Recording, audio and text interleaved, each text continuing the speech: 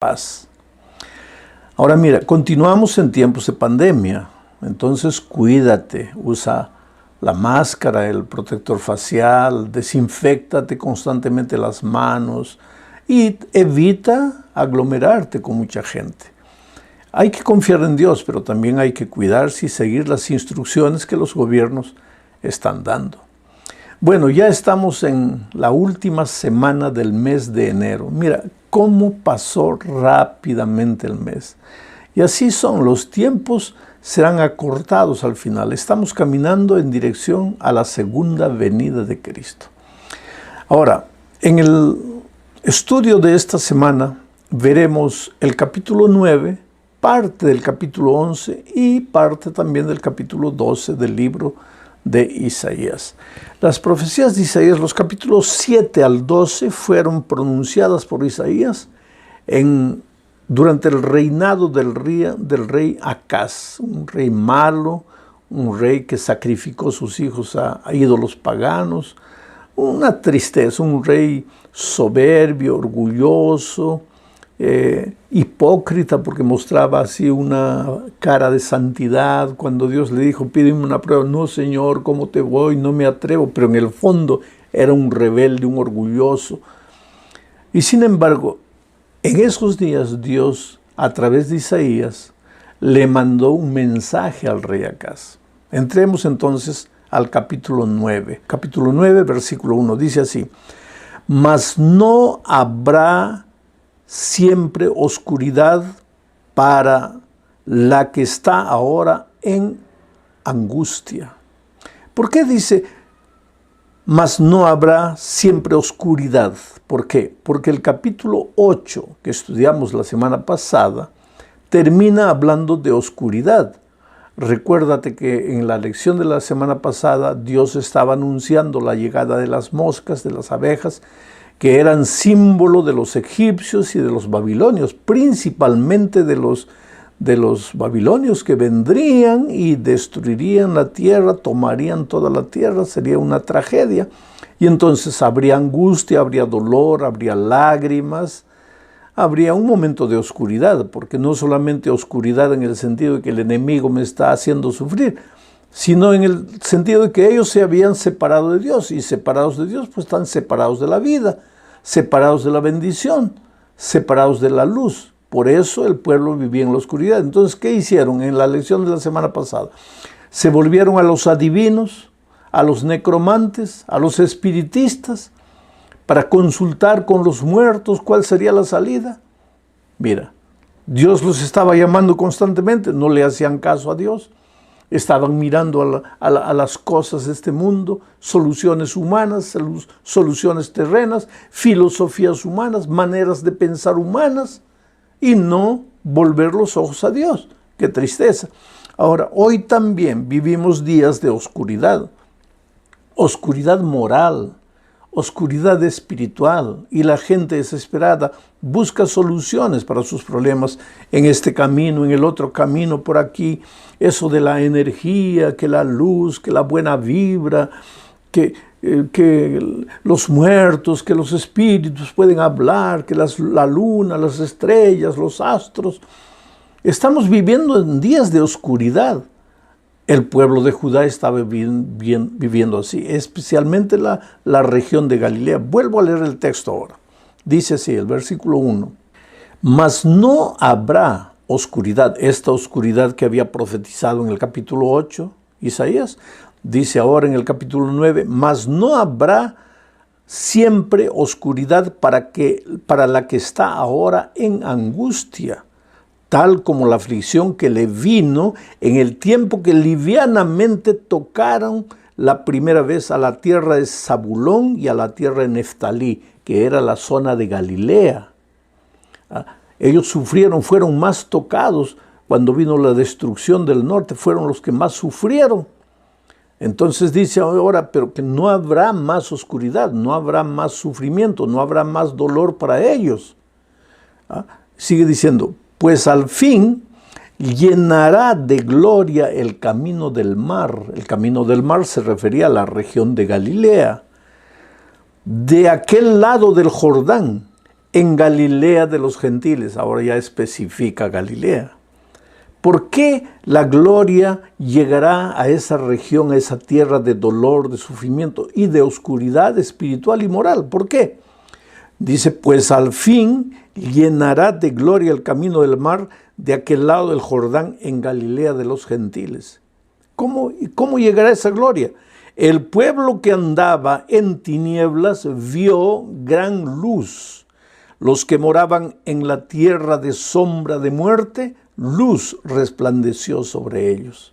Y aquí, queridos, se estaba refiriendo a un libertador que Dios les mandaría si ellos se arrepintieran, si ellos volviesen su corazón a Dios. Pero como no lo hicieron, el mensaje embutido aquí está hablando del Señor Jesucristo, que nació en Nazaret, a 29 kilómetros de la región de Galilea, y que desarrolló su ministerio e hizo sus milagros por todos esos lugares.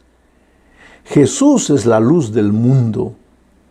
En este mundo de tinieblas, Jesús está diciendo la única solución para este mundo es Jesucristo. Dios está diciendo la única solución es Jesucristo. Ahora es interesante que los hombres vuelven los ojos para todos lados, pero se olvidan de Jesús.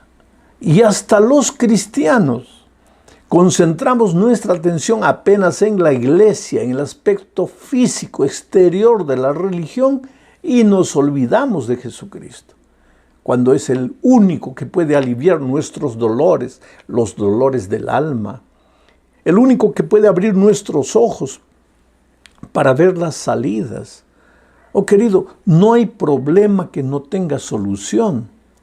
No hay problema que no tenga salida.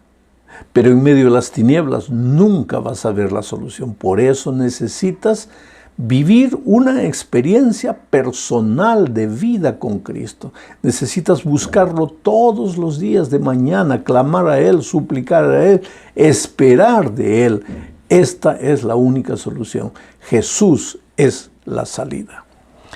Sigue diciendo el versículo 4, porque tú, refiriéndose a esa luz, a la gloria que aparecería en la región de Galilea, porque tú quebraste su pesado yugo. ¿Pesado yugo de quién? De la gente que vivía en esa región, de la gente que estaba en oscuridad, de la gente desesperada.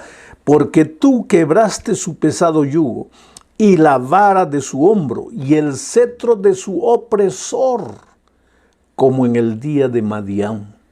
Quiere decir, ahora vamos a transferir esto para nuestros días. El pueblo está en opresión espiritual, prisionero de hábitos, de vicios que no se pueden libertar, llenos de dificultades en el hogar, en la familia, en la vida personal, en la vida financiera. El pecado oprime, el pecado es muerte, pero no es una muerte instantánea, ya lo he dicho.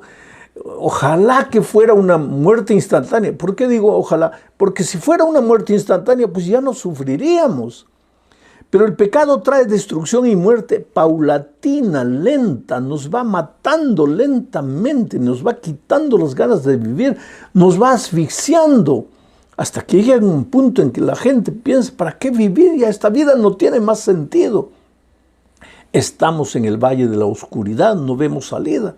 Pero cuando llega Jesús, el Mesías, quiebra el pesado yugo de la esclavitud, la vara de nuestro hombro, quiebra el cetro de nuestro opresor. Cetro, los reyes usaban un cetro y el diablo se considera nuestro rey, nuestro dueño.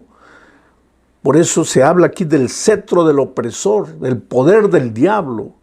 Cuando llega el Mesías, cuando llega la luz a la región de Galilea, a nuestra propia Galilea, a nuestra tierra maldita por el pecado, a nuestra tierra destruida, a nuestra tierra de lágrimas, de sufrimiento, cuando llega la gloria, llega la luz en la persona del Señor Jesucristo, el cetro de nuestro opresor es quebrantado. Ahora vamos a la segunda parte de este estudio, hablando de la promesa de un hijo que nos es dado. Pero antes quiero comentar algo más. del texto anterior. Dice, porque tú quebraste su pesado yugo y la vara de su hombro y el cetro de su opresor, como en el día de Madián. ¿Por qué en el día de Madián? ¿Te acuerdas de la batalla contra los madianitas? La batalla que lideró Gedeón. Gedeón salió con muchos hombres. Dios le dijo, no, vamos a quitar un poco. Y les colocó varias pruebas y la gente fue saliendo, los soldados fueron saliendo, y solo se quedó Gedeón con 300. Y con 300 derrotó a los madianitas. ¿Por qué? A ver, ¿por qué? La lección que Dios quiso decirles no es por tu fuerza, no es por tu dominio propio, no es por tu valentía, por tu poder, es por mi poder, es por mi espíritu. Y ahora a este pueblo de Judá que estaba concentrado en el valle de Galilea, al pueblo de Israel sufriente, al pueblo de Dios alejado de Dios, pero pasando por el valle de la oscuridad, Dios le dice que si confían en Dios, que si vuelven sus ojos a Dios, Dios quebrará el yugo de su opresor como en el día de Madián. O sea, la batalla será completa como aquella batalla que venció Gedeón solo con 300 hombres. Ahora sí vamos a la segunda parte. Aquí está la promesa de un hijo que nos es dado. Leo el versículo 6, dice así. Porque un niño nos es nacido, hijo nos es dado, y el principado sobre su hombro, y se llamará su nombre admirable, consejero, Dios fuerte, Padre eterno, príncipe de paz. Aquí se está hablando de la naturaleza divino-humana de Cristo. Cristo es Dios, plenamente Dios, Dios eterno, Padre, Dios fuerte, Padre eterno, Dios, plenamente Dios, como el Espíritu Santo, como el Padre. Pero Cristo se hizo hombre por voluntad propia, por amor, por misericordia al ser humano se hizo hombre. Y ahora viene Isaías, dice, un niño nos es dado. Ese niño no nació de nosotros, nos fue dado del cielo. Un hijo nos es dado. ¿Ah? Ese niño es nacido, se hizo hombre, nació en esta tierra con nuestro cuerpo humano. Oh querido, el Señor Jesucristo no se disfrazó de hombre. No tomó la forma del hombre como una ropa que se coloca y se quita.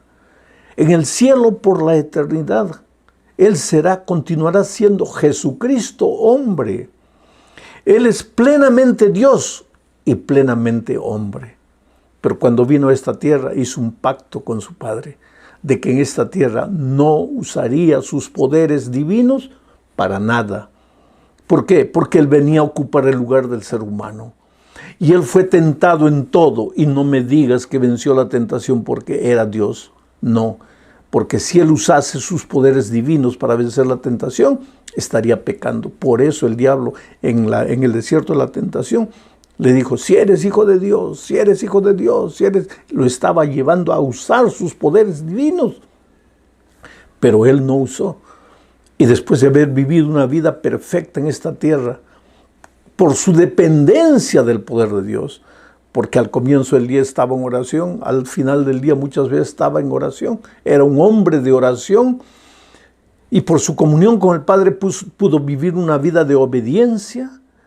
Al final de su ministerio dijo, ¿y quién me prueba de pecado? A ver, ¿quién apunta un pecado en mí? Esa vida de obediencia, de entrega, nosotros también la podemos vivir. Ese es el desafío que tenemos. Entonces, ese niño nos fue dado. Fue el Dios que se hizo hombre. Y ahora su nombre será admirable, consejero. Consejero. ¿No sabes qué hacer en este momento? ¿No sabes qué decisión tomar? Ve al admirable consejero. Él te va a iluminar. Él te va a dar la sabiduría. Por eso dice el escritor bíblico, entonces oirás atrás de ti palabras que dirán, este es el camino, andad con él. ¿Y cómo es que Dios te orienta? A través de su palabra. Es por eso que tienes que abrir las Sagradas Escrituras todos los días. Es por eso que tienes que tener tu lección de la escuela sabática y estudiar la lección. No te limites a escuchar este comentario, subraya la lección, analiza la lección, porque necesitas buscar el consejo divino. Él es un Dios fuerte, entonces si tú te sientes débil, no te preocupes, porque tu Dios es un Dios fuerte. Si tú no tienes padres, no te preocupes, porque tú tienes un Padre eterno. Ahora, si tú eres peleador, discutidor, violento, recuérdate que tu Dios es un príncipe de paz. Trata de vivir en armonía, reflejando el carácter maravilloso de tu Dios. Entramos a la tercera parte. Aquí hablaremos de la ira de Dios. Ya expliqué muchas veces, la ira de Dios no es como la ira humana. Infelizmente, el escritor bíblico no tiene otra palabra, otra expresión humana para referirse a la tristeza de Dios por causa del pecado del hombre, que la palabra ira. Solo que para nosotros la ira tiene una connotación de pecaminosidad, de violencia. Con Dios no es así. Por eso llamamos ira santa. Y a veces yo me pongo triste cuando escucho a uno de esos hermanos radicales, intransigentes, porque la ira santa, ¿qué ira santa, querido? ¿Qué ira santa vas a tener tú? La ira santa solo la puede tener Dios, no el ser humano pecaminoso.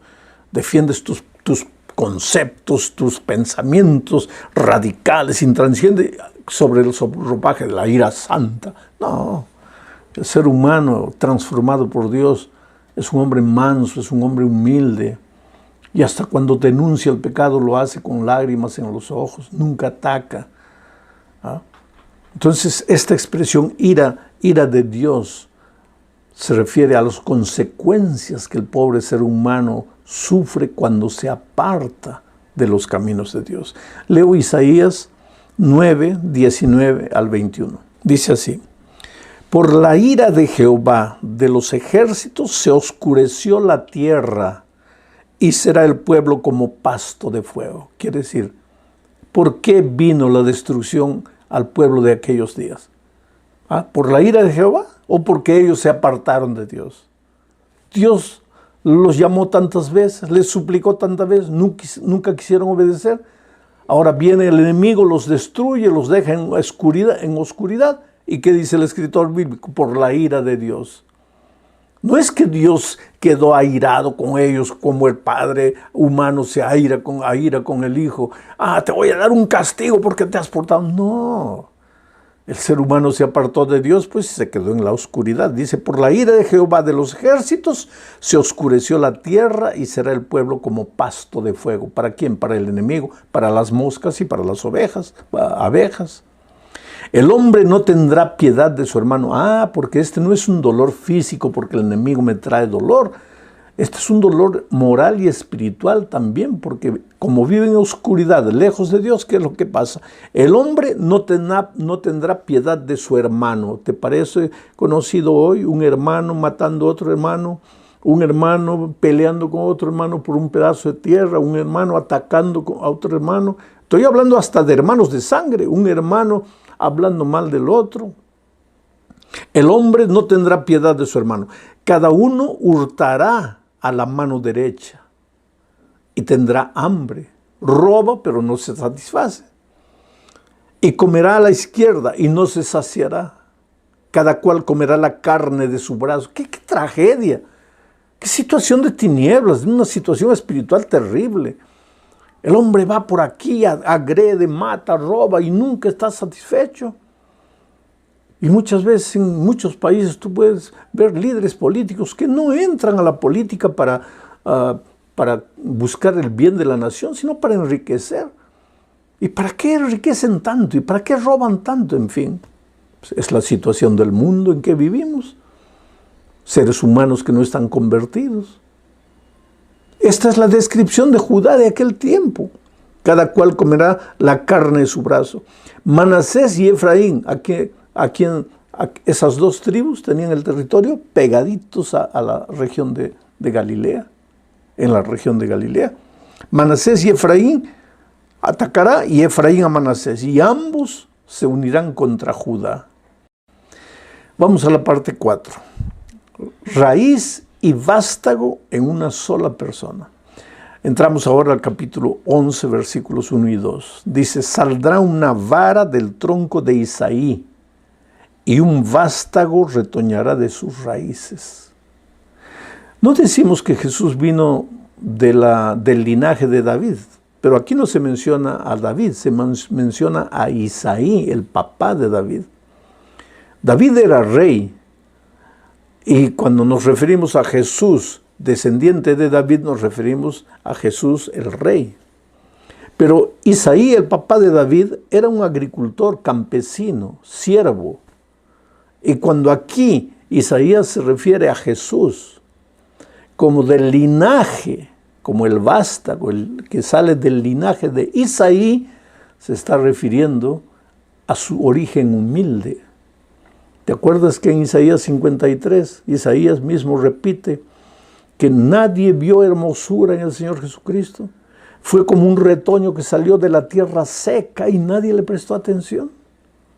Es que, querido, Jesús quiere ser el rey de tu corazón, debe ser el rey de tu corazón. Pero cuando vino a esta tierra, Él no atrajo la atención para sí mismo. Él fue un siervo humilde. Él no dijo, soy del linaje de David, sino soy del linaje de Isaí. Mis orígenes humildes. Vivió los 12 primeros años de su vida ayudando a su padre en la carpintería. No apareció para nada. Y durante todo su ministerio hacía un milagro y le decía, no lo digan a nadie. Y desaparecía y se escondía y se recogía. Era un hombre de oración, de humildad, de mansedumbre. No de aparecer, de quedarse ahí dando autógrafos, tomando fotografías. No. Saldrá una vara del tronco de Isaí y un vástago retoñará de sus raíces. Y reposará sobre él el espíritu de Jehová. Esto es interesante. Porque en Lucas 4:16, cuando el Señor Jesucristo llega a Capernaum, mira lo que dice el relato. Voy a leer Lucas 4:16 al 19. Vino a Nazaret, donde se había criado. Nazaret estaba a 29 kilómetros de Galilea. Y en el día de reposo, el sábado, entró en la sinagoga conforme a su costumbre y se levantó a leer. Y se le dio el libro del profeta Isaías. Y habiendo abierto el libro, halló el lugar donde estaba escrito, el Espíritu del Señor está sobre mí. ¿Te das cuenta? Y ahora Isaías, en la profecía que leímos ahora, vuelvo a repetir el texto, dice así, saldrá una vara del tronco de Isaí y un vástago retoñará de sus raíces. Era Jesús. Y reposará sobre él el Espíritu de Jehová. Y Jesús fue un hombre que caminó en el Espíritu. Fue engendrado por el Espíritu. Cuando lo estaban persiguiendo pequeñito, el Espíritu apareció a José y le dijo, lleva al niño a Egipto. Fue bautizado. En el momento de su bautismo, el Espíritu apareció y habló. Fue llevado por el Espíritu al desierto para ser tentado.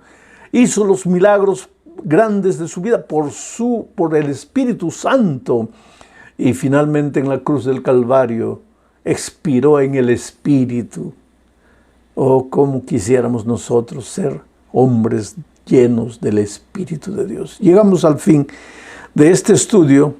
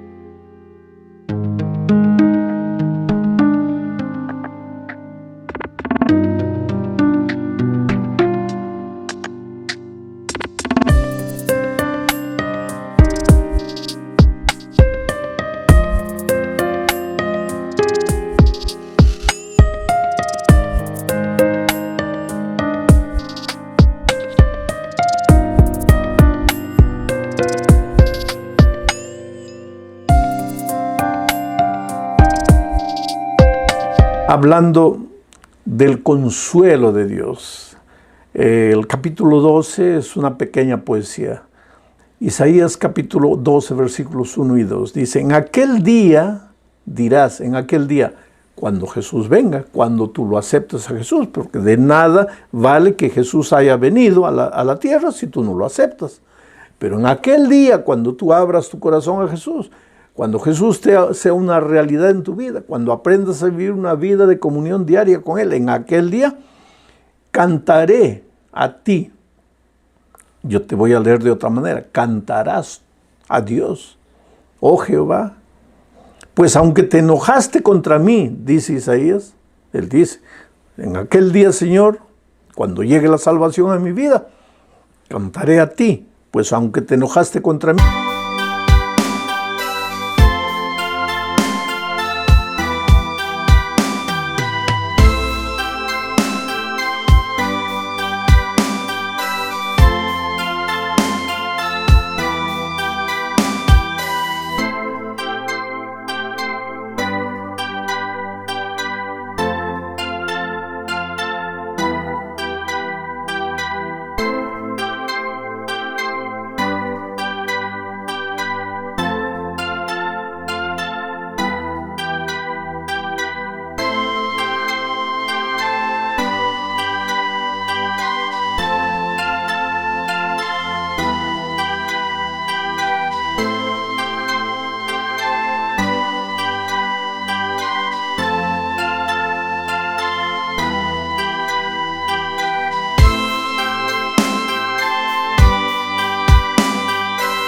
Tu indignación se apartó y me has consolado. He aquí, Dios es mi salvación, salvación mía, porque me aseguraré y no temeré, porque mi fortaleza y mi canción es Jehová, quien ha sido salvación para mí. 3 frases. Dios es mi salvación, Jehová es salvación mía, tú me has consolado. La salvación no es algo que llega a tu vida, es alguien que entra en tu corazón. Porque